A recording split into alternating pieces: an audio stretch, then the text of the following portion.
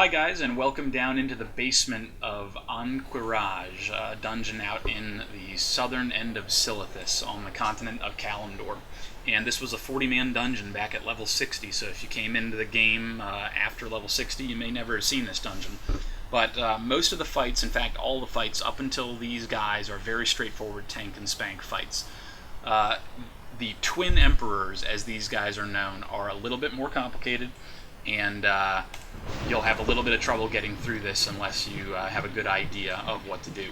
So there are these two guys here, and the deal is that this guy, Emperor Vek'nilash, is completely immune to any magical damage. Okay, I'm going to put a skull over his head. Emperor Vek'lor over here is completely immune to any physical damage. He can only take magical damage. Okay, they share a health pool. So the 2,165,000 HP that these guys have is shared between them. If you kill one, the other dies, right? The trick here is, and the reason why they are so far apart, is the way that these guys work is that if they get too close together, they start to heal each other. And they will heal each other every 2 seconds for 30,000 health, okay?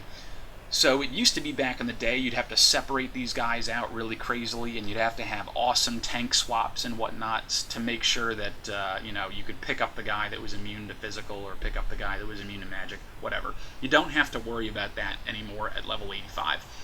All you need to do, in fact, if you think about it, is you have to be able to beat the 30,000 heal that comes every 2 seconds. So if you can do, in other words, if you can do more than 15,000 DPS sustained over the course of the fight, you will kill these guys slowly over time. Which is, in fact, what exactly that's the only strategy that you can use to solo these guys. So one thing as a DK, this may be a little more difficult as a non-tanking class because these guys will hit you for a lot of damage. So you'll have much more luck here as a feral druid or a blood DK or a prot paladin, a prot, or even maybe a fury warrior too. But you will take some damage, so you'll want some self heals, and you'll probably want a lot of armor to be able to do this. Maybe if you're a hunter and you can constantly misdirect, you can do it that way. Maybe same thing goes for being a warlock, just having a void walker out. But I invite you to think about ways that your unclass can do this. Okay, here's, as a DK, I want to show you this macro that I've made here. I've called it Vek, is the name of the macro. The macro is /target Emperor Vek'lor. You want to make sure that you type out his full name because Emperor Vek'lor is a lot like Vek'nilash, and you don't want your macro targeting the wrong guy. Then /cast Outbreak, and then /target Emperor Vek'nilash. The reason I have this macro is because as a blood DK, most of my damage is going to come from physical attacks like Death Strike, Heart Strike, Rune Strike, these types of abilities. So the vast majority of my damage I'm going to be able to do to Vek'nilash, but I won't be able to do really anything other than put my diseases on Vek'lor. But I'm skating by as a tank on DPS with such a thin margin over that 15,000 number that I need to hit, that I have a macro that instantly targets the guy who's susceptible to magic damage, casts Outbreak on him, and then goes right back to targeting the guy who takes only physical damage. So basically I just press that macro whenever I have Outbreak available. And that's really one of the ways that I found I get through this fight. So at any rate, let's not really waste any more time here.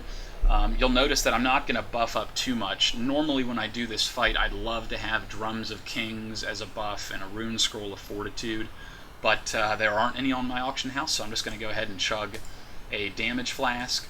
I'm wearing damage gear at this point, and I'm going to walk up to Emperor Vek'nilash, the physical guy, and I'm going to initiate combat with him.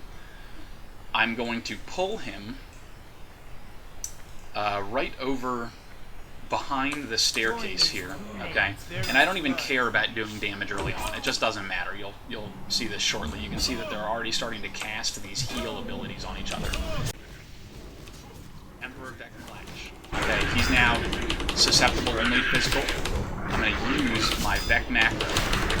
So I've now put Outbreak on the other guy. I'm going to blow my pet. And basically this fight is just going to be all about slowly, over time, just wearing these guys down, using my macro, using my pet on cooldown, trying to push as much DPS as I can. So I'm just going to stop talking, and I think you guys have seen kind of what I'm trying to do here. This is just a straight DPS race, making sure that you can do damage to both of these guys whenever you can. So I'm just going to start fast-forwarding the fight now so you can see it go by a little quicker, because it is just a big long ride.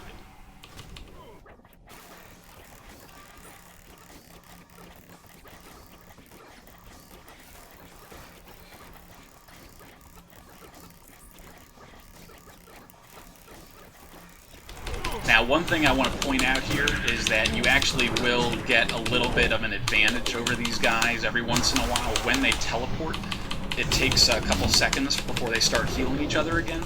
So that's going to be a window for you to do a little extra damage and start to sort of get ahead of these guys.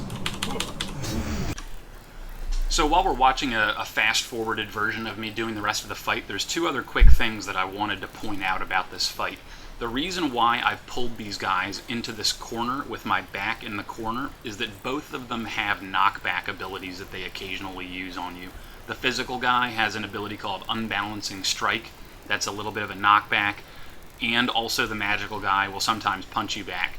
If you get yourself into this little stairwell corner, they can't punch you back and interrupt your DPS rotation. The second thing is that both of these guys occasionally transform those little scarabs that are on the floor into redcon, larger versions of the scarabs, and basically just use your cleave abilities to cleave them down, whether that's your paladin hammer, warrior cleave, or heart strike if you're a blood DK, that type of thing.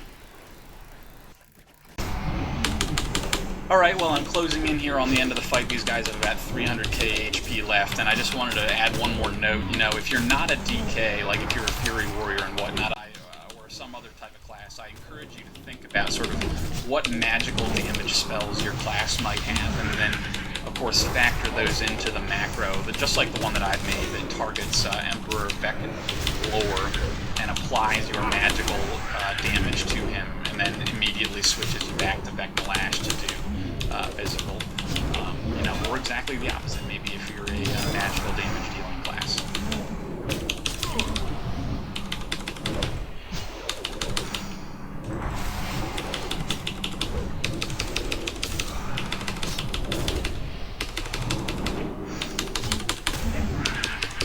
And that'll be it. They are dead. So you can see there on recount I did 25,000 DPS, which is basically a self-buff DK. It's certainly not amazing, but it's not terrible either. And just remember that each one of the corpses here is lootable. They drop separate stuff, so just keep that in mind when you're looting. Don't forget some gear on their corpses. So let's move on to the final boss here, which is Sithun.